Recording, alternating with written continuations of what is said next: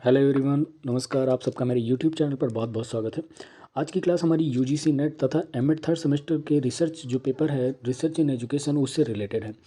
वर्णनात्मक सांख्यिकी में पहला जो क्वेश्चन बनेगा वो बनेगा केंद्रीय प्रवृत्ति के मान से क्या तात्पर्य है, या ये बन सकता है प्रतिशतीय क्रमांक के उपयोग लिखिए। तो इस तरह के क्वेश्चन जो है, तो सबसे पहले हम ये जान लेंगे केंद्रीय प्रवृत्ति की माप होती क्या है। वैसे सामान्यतः किसी भी पद या केंद्र अथवा मध्य में स्थित जो मान होता है उसे ही हम केंद्रीय प्रवृत्ति की माप कहते हैं। और अगर सामान्य बोलचाल की भाषा में बात करें तो इसे औसत अथवा माध्य भी कहते हैं। इसकी अगर बात करें तो किसी भी पद का पूर्ण प्रतिनिधित्व सूक्ष्मतम संभव शब्द या अंकों में कर सकें, इससे इससे रिलेटेड होता है ये।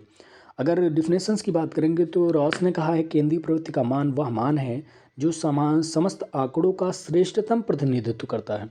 और क्लार्क एवं सकाडे ने भी इसके बारे में बताया है। अगर बात करें इसकी विशेषताओं के बारे में तो केंद्रीय प्रवृत्ति के मापों में सबसे पहला विशेषता इसमें यह है कि ये औसत मान से होती है। इसका तात्पर्य इसके औसत मान से होता है और दिए गए जो भी आंकड़े होते हैं उसका ये प्रतिनिधित्व करता है। अगर बात करेंगे सांख्यिकी में औसत का अर्थ ही केंद्रीय प्रवृत्ति के माप से लगाया जाता है। इसकी विशेषताएं हैं, अगर आपको एग्जाम में लिखना है केंद्रीय प्रवृत्ति के माप की विशेषताएं, तो ये कुछ पॉइंट जो मैं बता रहा हूँ इनसे रिलेटेड आप विशेषताएं जरूर लिख सकते हैं। अगर बात करें केंद्रीय प्रवृत्ति के माप के प्रकार, तो मुख्यतः इनके प्रकारों की बात करेंगे तो स्लाइड नंबर 2 में आपको नज़र आ जाएगा कि इनके प्रकार जो हैं ये दो प्रकार के होते हैं। एक होता है समांतर माध्य। ये दो प्रकार हो जाते हैं। पहला अगर बात करेंगे तो पहला हो जाता है समांतर माध्य, जिसे हम समांतर माध्य बोलते हैं या मध्यमान भी बोलते हैं। इंग्लिश में उसे मीन भी बोलते हैं, उसे इंग्लिश में मीन भी बोल देते हैं। तो पहला ये हो जाता है, एग्जाम में जब भी आएगा आपको बहुत आराम से लिखना है। दूसरा होता है मध्यिका या माध्यिका। दूसरा हम मध्यिका या माध्यिका बोलते हैं, मध्यिका या माध्यिका भी बोलते हैं। और थर्ड में बात करेंगे तो बहुलक बोलते हैं। बहुलक, इसके प्रकार की बात करेंगे तो बहुलक जो है, बहुलक भी इसी के केंद्रीय प्रवृत्ति के माप के प्रकार में आता है। तो बहुलक या भूयिष्ठक भी बोलते हैं जो हम बात करेंगे। अब बात करेंगे पहली बात, समांतर माध्य अथवा मध्यमान क्या होता है, मीन क्या होता है।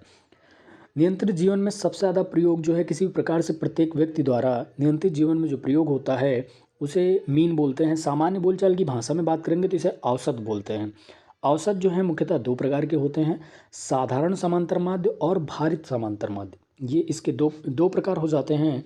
पहला हो जाता है साधारण समांतर माध्य और दूसरा हो जाता है भारित समांतर माध्य। ये दो प्रकार हो जाते हैं इसके। तो आप बिल्कुल बहुत ही अच्छे एग्जाम में जब भी लिखिएगा थोड़ा याद करके कि जो समांतर माध्य दो प्रकार के होते हैं, साधारण समांतर माध्य और भारित समांतर माध्य।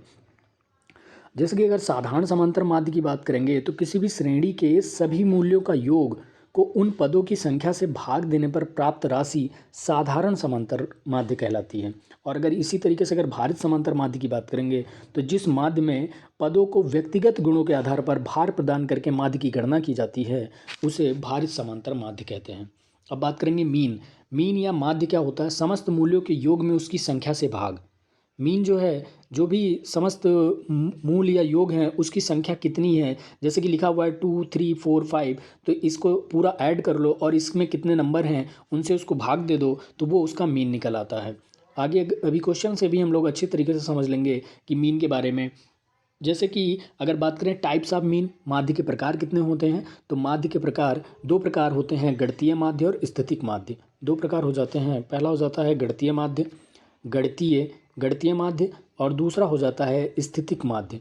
स्थितिक माध्य की बात करेंगे, स्थितिक माध्य, गणितीय माध्य में समांतर माध्य, गुणोत्तर माध्य और हरात्मक माध्य आते हैं। जबकि स्थितिक माध्य में माध्यिका व बहुलक, क्योंकि स्थितिक माध्य इसलिए इसका नाम पड़ा क्योंकि स्थिति देखने से ज्ञात हो जाता है। इसका नाम स्थितिक माध्य इसलिए है क्योंकि जैसे ही हम उसको देखते हैं, स्थिति देखते ही ये ज्ञात हो जाता है, इसलिए इसे स्थितिक माध्य बोलते हैं। स्लाइड नंबर 3 में आगे बढ़ेंगे।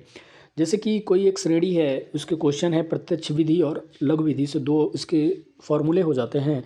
व्यक्तिगत अवलोकन की श्रेणी, प्रत्यक्ष विधि से जो फॉर्मूला है वो आपका हो जाएगा सिग्मा एम अपॉन एन, और दूसरा लघु विधि से ज्ञात करेंगे तो x + sigma dx upon n. ये 2 फार्मूले हैं जिनको हम यूज करके बहुत अच्छे तरीके से हम क्वेश्चन को हल कर सकते हैं। जैसे लघुविद्या द्वारा निम्न बच्चों में समांतर माध्य की तुलना करना है, और ये क्वेश्चन है विद्यार्थियों की संख्या ये दी हुई है, जेब खर्च उनका x मान लिया इसको, और कल्पित माध्य से विचलन d equal to x minus A, अब ये मान लिया। सबसे पहले हम करेंगे क्या, ये टेबल ऐसी आएगी आपकी एग्जाम में, थोड़ा ध्यान से इसको करना है। ये विद्यार्थियों की संख्या है, ये जेब खर्च 15, 20, 30, 22, 25, 25, 40, 56, 55 और 65। इसमें हम कल्पित माध्य कोई भी बीच के नंबर, किसी भी बीच के नंबर को हम कल्पित माध्य मान लेंगे। कोई भी बीच का, मान लो मैंने इसे 40 को बीच का मान लिया, कल्पित माध्य ए मान लिया। तो ए को क्या करना है, डी इक्वल टू होता है एक्स माइनस ए, फॉर्मूला होता है D equal to X minus A, यानी इस नंबर से ए को माइनस कर देना है। इस नंबर से ए को जब हम माइनस कर देंगे, देखिए यहाँ 15 है, 15 माइनस 40 करेंगे तो हो जाएगा यहाँ -25, और इसी तरह यहाँ पर 20 माइनस 40, 30 माइनस 40, 22 माइनस 40, ऐसे ही करते चले जाएंगे। तो ये जो नंबर हैं, ये जो हिस्से हैं, ये हमारे माइनस में हैं, इनको ऐड कर लेंगे, माइनस माइनस प्लस हो जाता है तो -103 आएगा। और इधर जो नंबर ये पॉजिटिव में है, ये हमारा 56 है, तो -56 प्लस 56 और -103 करेंगे तो हमारा नंबर आ जाएगा, वो आएगा -47। ठीक है, ये हमारा -47 आ जाएगा। यहाँ पर n का नंबर यहाँ पर हमारे पास 10 है, तो 10 यहाँ पर x equal to a plus upon d into n करेंगे जब, तो हमारा जो नंबर आएगा, a की वैल्यू यहाँ 40 दी हुई है, यहाँ पर 40 रखेंगे प्लस 47 अपॉन 10, तो इसको ऐड कर लेंगे तो ये हमारा आ जाएगा 44.7, ये इसका आंसर हो जाएगा। मैं उम्मीद करता हूँ आप लोगों को थोड़ा बहुत समझ ज़रूर आ गया होगा। बाकी की जो क्लासेस हैं वो हम नेक्स्ट क्लास में ज़रूर समझेंगे। बहुत बहुत धन्यवाद।